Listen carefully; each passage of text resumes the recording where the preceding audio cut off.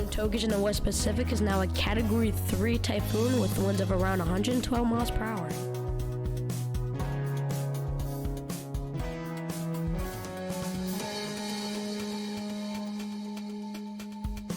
For the West Pacific, we have Invest 98W, which is located at 19.1 degrees north and 143 degrees east. It has maximum winds of around 15 knots. It has a minimum central pressure of around 1,010 millibars. For the East Pacific, we currently have one system and one system only, which is Invest 91E. It is located at 18.5 degrees north and 117.3 degrees west.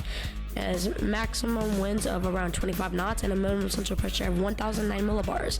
Its radius maximum wind is around 60 nautical miles. Some of these models are actually taking this up to a possible hurricane, but this is mostly just GFS models. GFS sucks, by the way.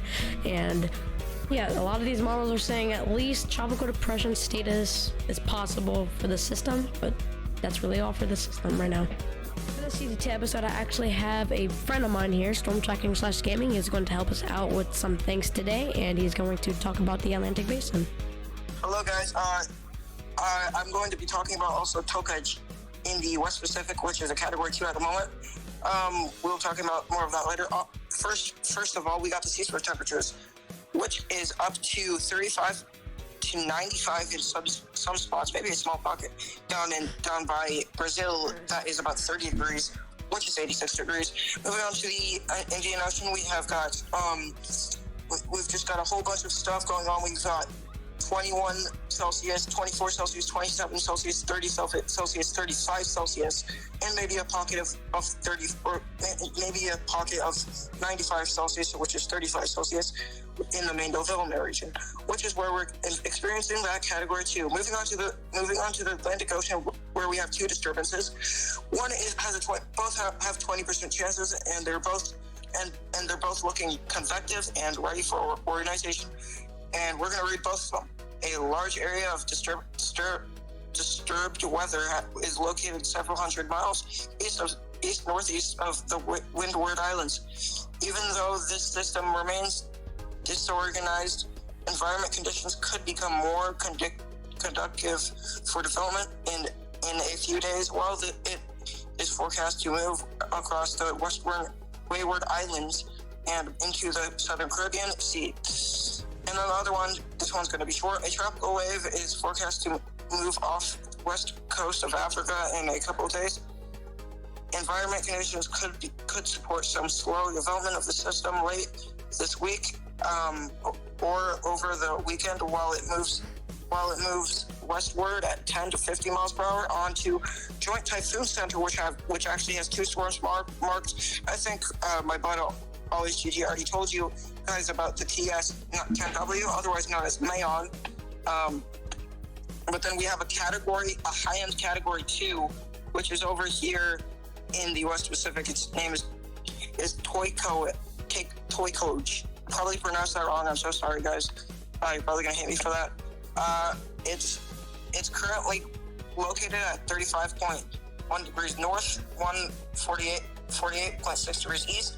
Next with stay winds of 35 knots, which is 109 miles per hour. That's very strong. 176 kilometers per hour. And back over to you, Always GG. All right, thank you so much for that information. That was really, really helpful to me and all the other viewers watching this. So yes, if you did hear, he did mention some stuff about Mayon. I haven't really talked about that too much, but that's why I'm here today to talk about that a little bit. So, yeah, so as you heard Storm Tracking / Gaming, he literally just explained basically everything that's going on right now. And yeah, let's start talking about Tropical Storm Mayon, which is in the West Pacific right now and is located at 19.3 degrees north and 117.4 degrees east.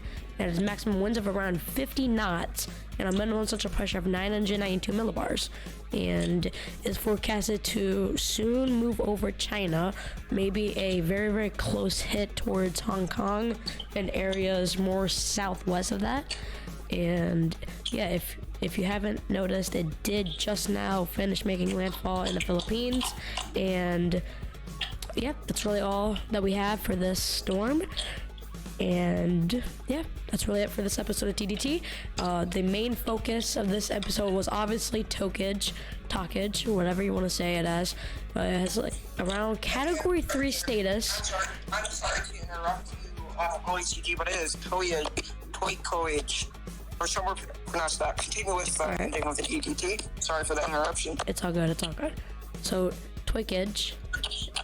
And yeah, it's currently, my analysis will put it at a Category 3 her Typhoon. And yeah, it is around 112 miles per hour according to my analysis. It's not official, so don't get mad at me, please. And a lot of these models are forecasting to go northeast. It seems like.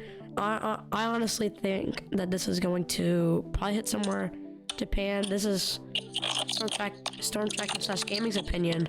Would you like to share it out with the viewers? What you think of the storm? Yeah, so I'm going to say the storm is going to take a slight track towards Russia, actually, and I do not know what those islands are called, but it's going to be right outside of Japan. And then I think it's going to curve around, maybe hit another place in Russia, and then go ahead and be an EX for the rest of its life, as well as TS Mayon, which is going to make landfall possibly as a Category 1 later today. Moving on to Mayon in 1 second, let me tell you the basic information about that. I'm pretty sure OHG already told you about this, but we're going to tell you the location once again. It is located at 19.3 degrees north, 117.4 degrees east. Has sustained winds of 50 knots and 58 miles per hour, which is 93 kilometers per hour, and is 992 millibars. It is going to move onshore, and when it moves kind of onshore, it will strengthen possibly to a Category 1 typhoon, and this will be done within the next 24 hours. Back onto you, OHG. All right, interesting thoughts about Tokage there. But yes, thank you for sharing that with us. And yeah, I will see y'all in the next video. Yeah, I will see you guys in the next video. Anything else you would like to say to the viewers from Tracker / Gaming? If you are in the, I will get out all of the alerts here. If you are in the area of Japan, or maybe Sendai, Shokai, you are under a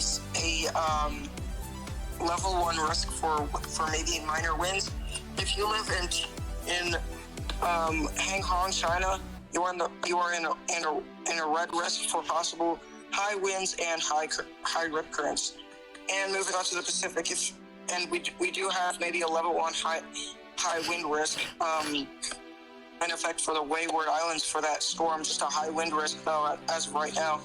And also there's going to be a possibility for rip currents. So if you are in the Wayward Islands, if you are hearing this right now, that is a risk for you guys, and we suggest you do not go onto the shores or the waters till the storm passes. Back onto you all, GG.